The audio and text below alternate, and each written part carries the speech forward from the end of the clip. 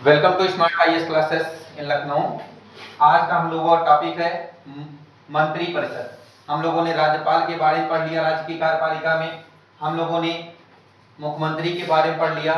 अगला टॉपिक था मंत्री परिषद। मंत्री परिषद जैसे आप लोगों को मैंने संघ की कार्यपालिका में मंत्री परिषद पढ़ाया था, सेम उसी तरीके से यहाँ भी मंत्री परिषद का प्रावधान किया गया है। और इस मंत्री परिषद में भी वही शामिल होते हैं जैसे उस तरीके से वहां थे। वहां आप लोगों ने संघ की कार्यपालिका में पढ़ा था, एक कैबिनेट मंत्री होते हैं और दूसरे राज्य मंत्री होते हैं, और तीसरा पढ़ा था कि आप लोगों ने उप मंत्री होते हैं। तो यहाँ भी वही तीन प्रकार के ही मंत्री होते हैं, कैबिनेट मंत्री, राज्य मंत्री और उप मंत्री। तो राज्यपाल जिसकी सहायता से सारे कार्य करता है, या मुख्यमंत्री की सहायता से सारे कार्य जो होते हैं वो कैबिनेट मंत्री की सलाह पर होते हैं। मतलब ये कैबिनेट मंत्री में, कैबिनेट मंत्री ये किस मंडल में बैठते हैं, ये अलग, इनका एक अलग मंडल होता है जिसको कहते हैं मंत्रिमंडल। मंत्रिमंडल, मंत्रिमंडल में केवल कौन बैठता है?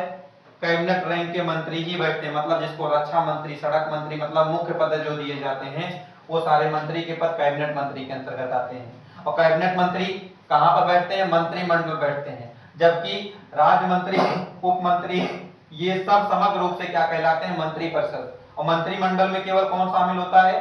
कैबिनेट रैंक के मंत्री। और मंत्री परिषद में कौन कौन शामिल होते हैं? ये तीनों शामिल होकर के मंत्री परिषद बनाते हैं, और कैबिनेट रैंक के मंत्री मिलकर के मंत्रिमंडल बनाते हैं। अब ये मंत्री बनते कैसे हैं, प्रश्न आता है। जैसे आप लोगों ने पढ़ा था कि मुख्यमंत्री की तो नियुक्ति राष्ट्रपति कर देता है, लेकिन इन मंत्रियों की नियुक्ति कौन करेगा? तो इन मंत्रियों की नियुक्ति भी राष्ट्रपति ही करता है। सॉरी, पढ़ा था राज्यपाल की नियुक्ति, सॉरी, मुख्यमंत्री की नियुक्ति राज्यपाल करता है, तो इन मंत्रियों की नियुक्ति कौन करेगा? इन मंत्रियों की नियुक्ति भी राज्यपाल ही करेगा। लेकिन ये राज्यपाल, जैसे आप लोगों ने संघ की कार्यपालिका में पढ़ा था, सारे मंत्रियों की नियुक्ति प्रधानमंत्री के सलाह पर राष्ट्रपति करता है, उसी तरीके से यहां पर भी है कि मुख्यमंत्री की सलाह पर, यहां पर किसकी सलाह पर? मुख्यमंत्री की सलाह पर अन्य मंत्रियों के, जो कैबिनेट रैंक के मंत्री हैं, जो राज्य मंत्री हैं, जो उप मंत्री हैं, इन सारे मंत्रियों की नियुक्ति मुख्यमंत्री जिसको कहेगा ये पद देने को, राज्यपाल महोदय उसी को वो पद दे देते हैं। तो राज्यपाल के द्वारा मंत्री परिषद में जितने मंत्री शामिल होंगे उन मंत्रियों को नियुक्ति पत्र दिया जाता है, लेकिन ध्यान ये देना है मुख्यमंत्री की सलाह पर। अब प्रश्न ये आता है, ये जो मंत्री परिषद बनेगी, ये मंत्री परिषद कितने समय तक बनेगी?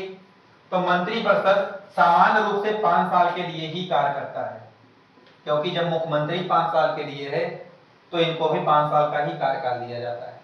अब अगला प्रश्न आता है, क्या 5 साल के पहले भी इन्हें पद से हटाया जा सकता है? जी हाँ, 5 साल के पहले भी इनका पद खाली हो सकता है। कैसे?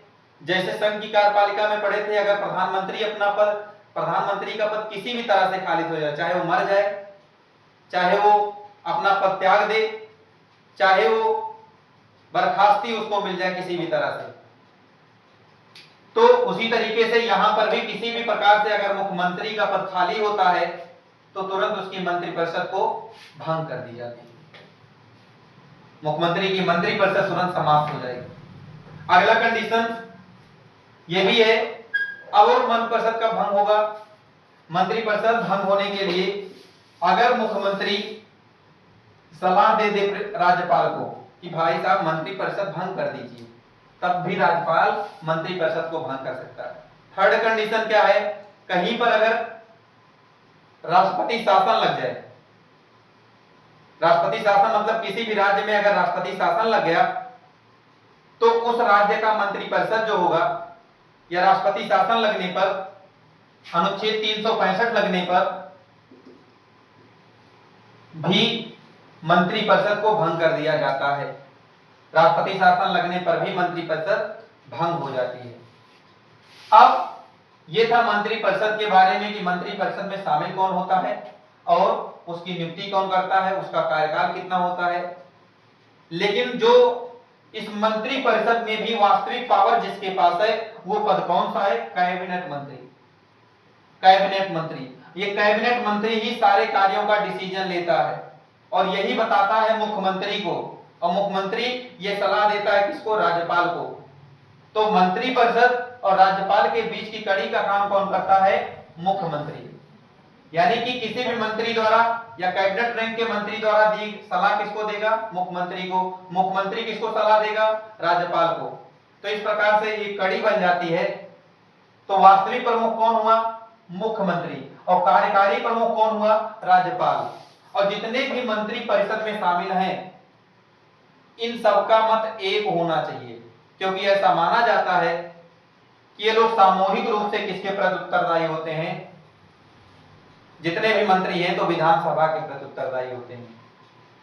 वहीं व्यक्तिगत रूप से किसके प्रति उत्तरदायी होते हैं? जो इसकी नियुक्ति की है। नियुक्ति कौन किया था? राज्यपाल। तो व्यक्तिगत रूप से तो वो राज्यपाल के प्रति उत्तरदायी होंगे, जबकि सामूहिक रूप से विधानसभा के प्रति उत्तरदायी होते हैं। अब इसका मतलब क्या हुआ? किसी मंत्री ने कहा अगर कि ये बिल पास करो, मतलब जो पार्टी की सरकार है उसमें से किसी मंत्री, राज्य मान लो कि रक्षा मंत्री ने कहा कि AK-47 को बैन कर दिया जाए, एक बिल पारित किया।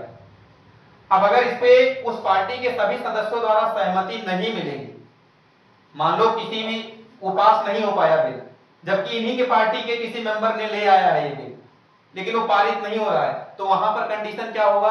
अब जब पारित नहीं हुआ तो अब राज्यपाल या विधानसभा ये सोचेगी अब इनके पास बहुमत नहीं रहेगा तभी नहीं पारित हुआ, क्योंकि उनको पता है कि सामूहिक रूप से उत्तरदायी थे इन लोगों का। एक का बात, एक का मत जो होगा वो सबका मत माना जाएगा। तो अब उनके खिलाफ अविश्वास प्रस्ताव पारित कर दिया जाता है। आप फिर से अपना विश्वास मत जताओ कि आपके पास विश्वास प्रस्ताव है। अगर जता लेते हैं तो ठीक है, अगर नहीं जता पाते हैं तो उनका मंत्रिपरिषद और वो स्वयं अपने मत को खो देते हैं, अपने पद को खो देते हैं। इस प्रकार से मंत्रिपरिषद के विषय में जो जानकारी इंपॉर्टेंट थी आप लोगों को सारी जानकारी हमने प्रोवाइड कर दी है। तो आज के वीडियो में इतना ही। Thank you so much.